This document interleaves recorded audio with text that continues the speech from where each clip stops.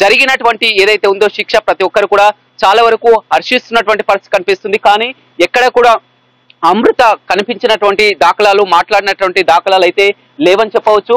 మొత్తం మీద మనం చూస్తున్నాం ప్రణయ్కి ఎంతో ప్రతిసారి కూడా మిర్యాలగూడెం వచ్చినప్పుడల్లా కూడా అమృత ఇక్కడికే వస్తుంది, ఇదే స్పాట్ కే వస్తుంది, మొత్తం కూడా ఇక్కడే కూర్చొని కూడా ఆమె చూస్తుంది. కానీ ఈ రోజు ఘటన జరిగింది, అదేవిధంగా తీర్పు కూడా వచ్చింది, ఉరిశిక్ష ఏటుకు పడింది. మిగతా వారందరూ కూడా జీవిత ఖైదు కూడా పడినటువంటి పరిస్థితి కనిపిస్తుంది. కానీ అమృత ఎక్కడ అనేది అందరికీ ఒక సందేహంగా మారింది. అమృత మాత్రం ప్రస్తుతం ఆమె హైదరాబాద్ లోనే ఉంది, తల్లితో కలిసే ఉంటుంది. ఈ విషయంపై కొద్దిసేపటి క్రితమే అప్పటి ఎస్పీగా, నల్గొండ ఎస్పీగా ఆమెకు సహాయ సహకారాల నుంచి న్యాయం చేసినటువంటి రంగనాథ్ కి ఫోన్ చేసి థ్యాంక్స్ కూడా చెప్పినటువంటి పరిస్థితి కనిపించింది. కానీ అమృత ఇక్కడికి వచ్చినట్లయితే, ఎందుకంటే మారుతిరావు కుటుంబ సభ్యులు కూడా చాలా వరకు ఇప్పుడు జీవిత ఖైదు ఎదుర్కొన్నటువంటి పరిస్థితి కనిపిస్తుంది. మారుతిరావు సోదరుడు శ్రవణ్ అంతా కూడా కొద్దిసేపు క్రితమే వారి కుటుంబ సభ్యులంతా కోర్టు ఆవరణలోకి వచ్చి గందరగోళ పరిస్థితి కూడా చేసినటువంటి పరిస్థితి. కేసులో ఇవాళ తీర్పు వెలువడింది. మనం ఉదయం నుంచి కూడా చూడడం జరిగింది, కోర్టు వద్ద నుంచి కూడా చెప్పడం జరిగింది. ఇందులో మొత్తం 8 మంది నిందితులు ఉంటే A1 మారుతిరావు ఆత్మహత్య చేసుకొని చనిపోయారు. మిగతా నిందితుల్లో A2కి మొత్తం ఉరిశిక్ష పడింది. మిగతా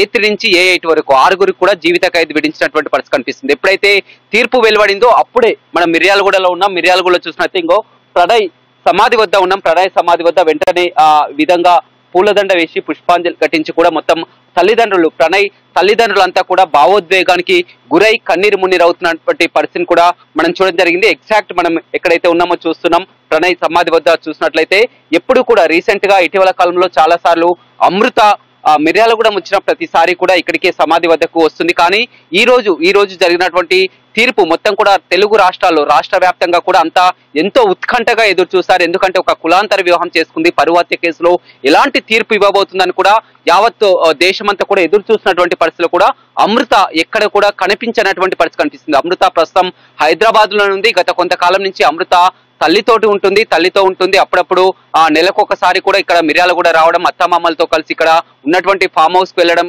మనం అంతా కూడా చూడడం జరిగింది. అంతా కలిసిమెలిసిగానే ఉంటుంది. కానీ ఈ రోజు జరిగినటువంటి తీర్పులో ప్రతి ఒక్కరు కూడా స్పందించడం జరిగింది. మొత్తం ప్రణయ్ తల్లిదండ్రులంతా కూడా ఇక్కడే కన్నీటి పర్యంతమై మీడియాతో కూడా మాట్లాడినటువంటి పరిస్థితి కనిపిస్తుంది. ఇంత జరిగినా కానీ అమృత ఎక్కడ అనేది ప్రతి ఒక్కరు కూడా ఎంతగానో ఎదురు చూస్తున్నారు. ఎందుకంటే అప్పుడు ఘటన జరిగినప్పుడు ఎగ్జాక్ట్ గా మనం 6 సంవత్సరాల కింద చూడడం జరిగింది. 2018 సెప్టెంబర్ 14 ఎప్పుడైతే ఆసుపత్రికి చెకప్ కు, హెల్త్ చెకప్ కోసం, ఎందుకంటే అప్పుడు 5 నెలల ప్రెగ్నెన్సీ గా ఉంది. ఇక్కడే జ్యోతి హాస్పిటల్లోకి హెల్త్ చెకప్ కోసం వెళ్ళింది. చెకప్ చేసుకొని భర్తతో కలిసి, ప్రణయ్ తో కలిసి తిరిగి వస్తుండగా ఆసుపత్రి ఆవరణలోనే ఎవరైతే ఇప్పుడు ఏటుగా ఉన్నటువంటి సుభాష్ శర్మ కత్తితో అక్కడే గొంతు కోసి కూడా చంపడం జరిగింది. మొత్తం ఇప్పుడు ఆ శిక్ష కూడా పడినటువంటి పరిస్థితి కనిపిస్తుంది. అప్పుడు హత్య జరిగినప్పటి నుంచి కూడా వరుసగా కూడా అమృత ఫైట్ చేసింది, న్యాయ పోరాటం చేసింది. మొత్తం నిందితులను ఉరి తీయాలి, శిక్షించాలని కూడా చాలా కాలం వరకు కూడా మొత్తం ఒత్తిడి తీసుకొచ్చినటువంటి పరిస్థితి కనిపిస్తుంది. కానీ ఈ రోజు జరిగినటువంటి తీర్పు వెలువడిన తర్వాత ఎక్కడ కూడా అమృత స్పందించలేదు. మిర్యాలగూడ అంతా ఊహించడం జరిగింది. మిర్యాలగూడ వెంటనే ప్రణయ్ సమాధి వద్దకు వస్తారని కూడా అనుకున్నారు. కానీ ఈ రోజు హైదరాబాద్ లోనే ఉండిపోయింది, ఇక్కడికి రాలేకపోయింది. మీడియాతో కూడా ఇక్కడ కూడా మాట్లాడినటువంటి పరిస్థితి. కొద్దిసేపటి క్రితమే రంగనాథ్, హైడ్రా కమిషనర్ రంగనాథ్ కూడా కాల్ చేసి ఫోన్ లో మాట్లాడింది. ఎందుకంటే రంగనాథ్ అప్పుడు నల్గొండ ఎస్పీగా ఉండడం జరిగింది. ఈ కేసు మొత్తం కూడా ఇంత కీలక వ్యవహారం ఈ రోజు ఉరిశిక్ష పడడానికి కానీ కారణం అంటే కూడా అప్పుడు ఎస్పీగా ఉన్నటువంటి రంగనాథ్ చాలా కీలకం అని చెప్పొచ్చు. అందుకు కావాల్సినటువంటి అప్పుడు ఛార్జ్ షీట్ దాఖలు చేయడంలో కానీ, ఎవిడెన్స్, టెక్నికల్ ఎవిడెన్స్ లో కానీ అన్ని ఎవిడెన్స్ కూడా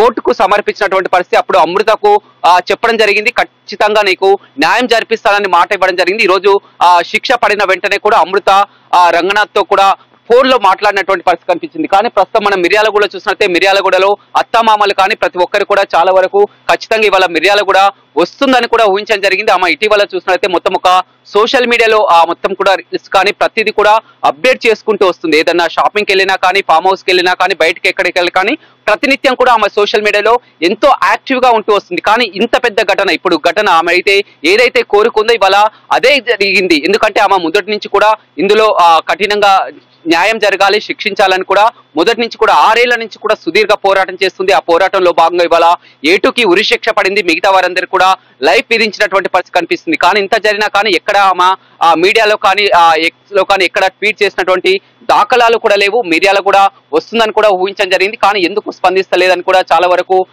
అవుతున్నాయి. ప్రస్తుతం మాత్రం ఆమె తల్లితో ఉంటున్నటువంటి పరిస్థితి కనిపిస్తుంది. హైదరాబాద్ లోని మారుతీరావు నివాసంలోనే హైదరాబాద్ లోనే ఉంటుంది. అప్పుడప్పుడు నెలకు ఒకసారి కూడా ఇక్కడ మిర్యాలగూడ వస్తున్నటువంటి పరిస్థితి కనిపిస్తుంది. కొద్దిసేపటి క్రితమే మనం కోర్ట్ టవర్ లో చూస్తాం. నల్గొండ కోర్ట్ టవర్ లో ఎవరైతే ఉన్నారో మారుతీరావు యొక్క సోదరుడు శ్రవణ్, ఈ కేసులో ఏఫైగా ఉన్నటువంటి శ్రవణ్ కి మారుతీరావు సోదరుడు శ్రవణ్ కూడా జీవిత ఖైదు పడింది. వారంతా కూడా కుటుంబ సభ్యులు. శ్రవణ్ భార్య అదేవిధంగా కూతురు కూడా అక్కడికి వచ్చి కోర్ట్ టవర్ లో బోరుగా విలపిస్తున్నటువంటి దృశ్యాలను కూడా మనం చూడడం జరిగింది. దీని అంతటికీ కారణం కూడా అమృత ఈ విధంగా ఎలాంటి అన్యాయం తెలియదు, ఎలాంటి పాపం తెలియని మా తండ్రికి అదేవిధంగా మా భర్తకు కూడా ఈ విధంగా జీవిత ఖైదు పడడం పట్ల కూడా ఆ శ్రవణ్ భార్య కానీ అదేవిధంగా కూతురు కానీ మొత్తం కూడా కన్నీటి పర్వంతమైనటువంటి విజువల్స్ కూడా చూడడం జరిగింది. మనం మొత్తం అయితే మిర్యాలగూడలో ప్రతి ఒక్కరు, ఎందుకంటే ఇది ఒక పరువు హత్య, కులాంతర వివాహం చేసుకుందన్నటువంటి కక్షతో కూడా అప్పుడు హతమార్చడం జరిగింది. ఈ కేసులో ఎలాంటి తీర్పు వస్తుందని కూడా ఎంతో ఉత్కంఠంగా ప్రతి ఒక్కరు ఎదురు చూడడం జరిగింది. 2018 సెప్టెంబర్ 14లో ఘటన జరిగింది.